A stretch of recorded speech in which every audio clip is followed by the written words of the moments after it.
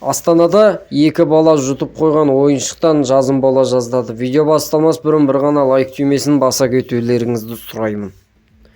1,5 жасар бала бірнеше күні ішкен тамағын құсып, іші ауырған. Ата-анасы тамақтан уланып қалды деп ойлаған. Әуелі дәрігерлер ішек инфекциясын іздейді. Алайда бірнеше күннен кейін кішкентай қыздың дәретке бармай жүргенін байқап, шұғыл хирургия бөліміне алып барады. Бала ішектің бітелуі деген диагноз қойылады. Оның асқазанына түскен кішкентай шарик үлкен болып шықты. Ондай заттар суға түскенде үлкейеді. Медициналық көмек уақытында жасалмаса, адам қайтыс болады. Қазіргі кезде баланың жағдайы жақсы. Фатимамен қатар тағы бір бала ауруханаға түскен. 11 айлық сәби де шарик жұтып қойған. Балаларға сақ болайық, көрермен.